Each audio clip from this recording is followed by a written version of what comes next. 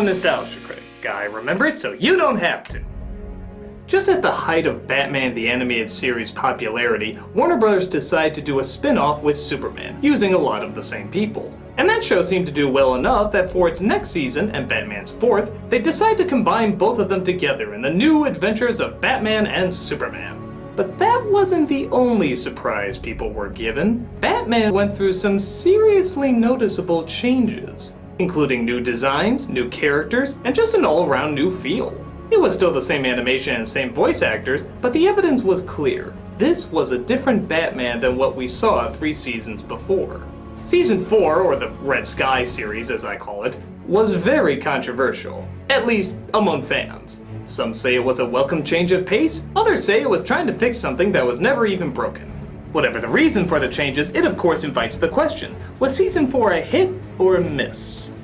From a character setup, we still have the same backstories, only some of them have moved on since we last saw them. We see that Dick Grayson is fed up with being Robin and has moved on to being Nightwing, leaving Robin to be placed by another Orphan, only half his age this time, named Tim Drake. It's nice to see Grayson go rogue and finally develop his own badass persona, but it's still strange to see Bruce Wayne take someone even younger now under his Batwing as Robin. This guy has to be worst parent of the year!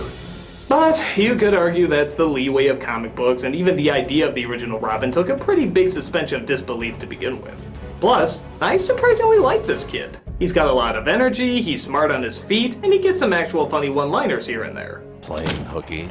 It's summer vacation. Never mind, I forgot who I was talking to. Batgirl's prominent in a lot more episodes, as is the Penguin, only this time around he has his own establishment, running upscale parties at his nightclub while still partaking in evil schemes on the side. This isn't such a bad idea, seeing how his intelligence does indicate he would be smart enough to know how to pull it off.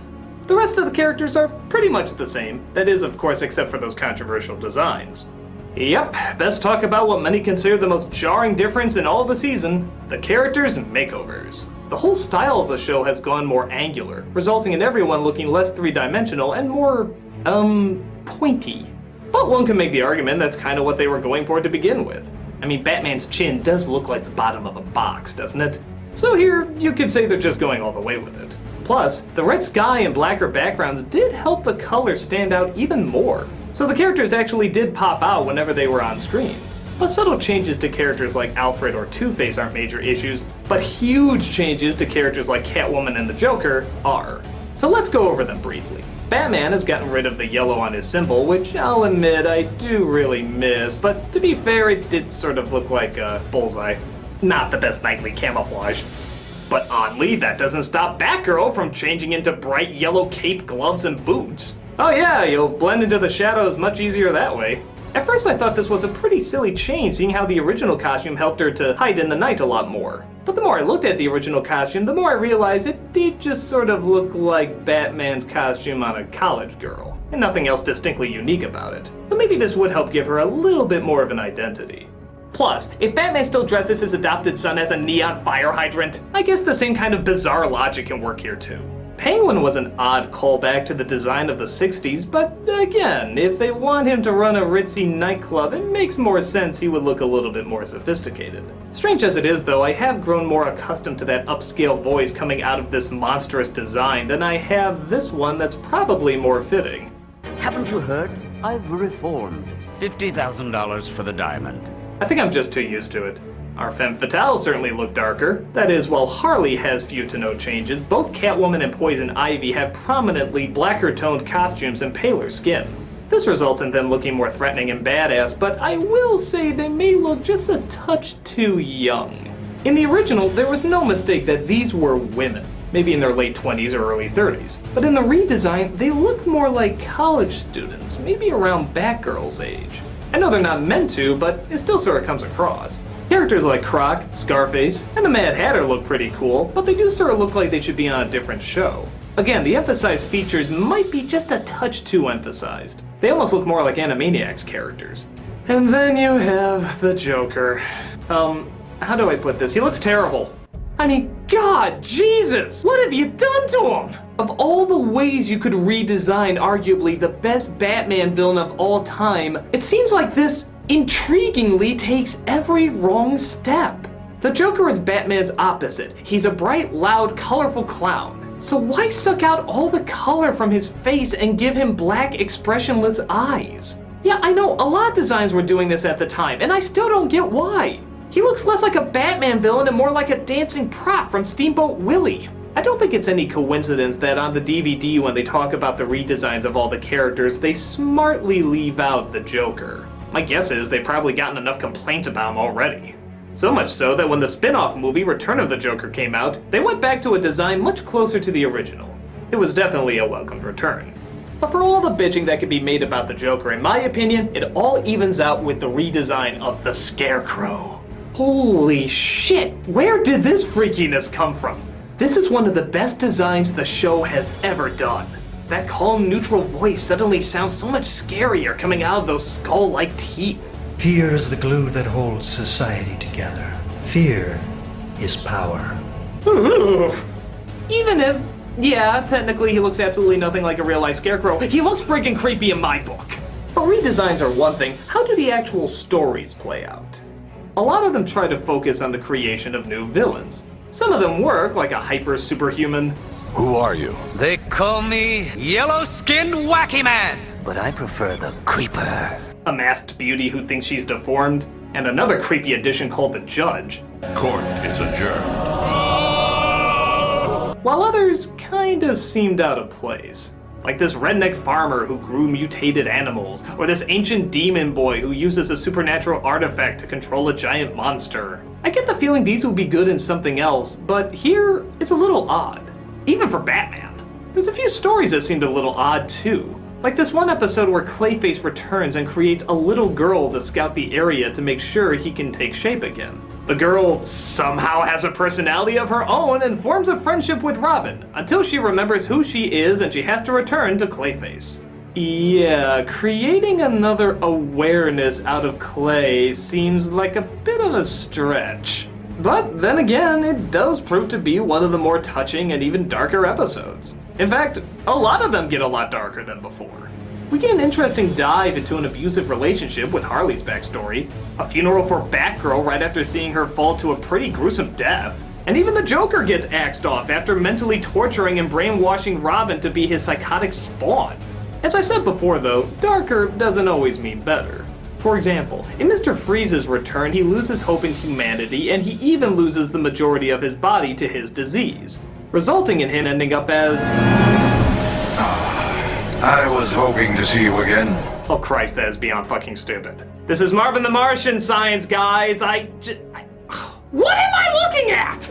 But for every episode that tries something new that doesn't work, there's another one right around the corner that tries something new and succeeds. One especially fun one is where 3 kids share their stories about what they think Batman is like, displaying the different interpretations that Batman has had over the years. They even take a pretty heavy hit at Schumacher, as one of the kids named Joel has his own strange fixation on the Dark Knight. I love Batman. All those muscles, the tight rubber armor, and that flashy car. I heard it can drive up walls. Yeah, sure, Joel. Ouch. The 4th season also liked to combine characters a lot, teaming up Nightwing with Catwoman, Croc with Baby Doll, and even a few Superman crossovers here and there. This created combinations we've never seen before, making for interesting interactions. In a strange way, this made Gotham seem much more like a community, where the relationships of the characters was what drove the stories forward. So, with all these elements combined, how does Season 4 hold up?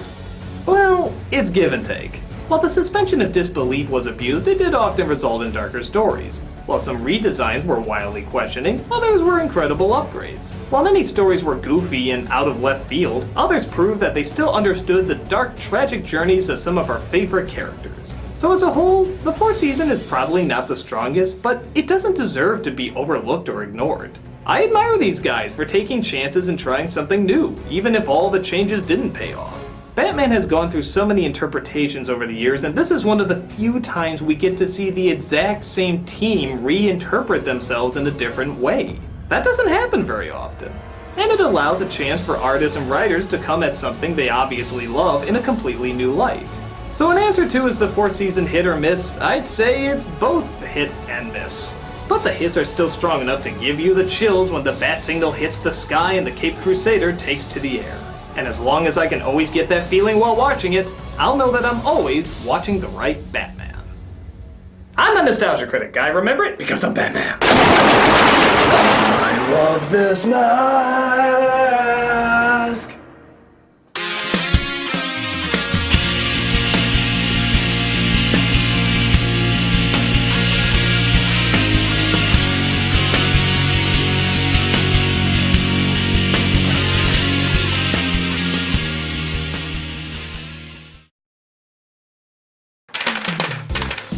Oh, hello. I'm Doug Walker. You might know me as star, editor, writer, and director of such shows as The Nostalgia Critic. And I work for Channel Awesome, who also put me in shows like Sibling Rivalry, Bum Reviews, Video Game Confessions, and of course our anniversary films. We've also specialized in having other producers come together and form their own shows. And while there's many shows we're currently working on right now, one of them could use your help. And by help I mean money. And while I know many of you would like to just give us money for absolutely no reason whatsoever, we find that's just not good enough for us. Instead, we want to give you something in return. Oh my god, an online game show? That's awesome! What kind, you may ask? Shut up.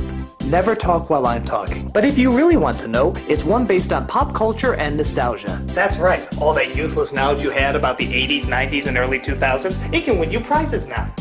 But I know what you're thinking. What separates this from other game shows? Well, we want to make this one funny.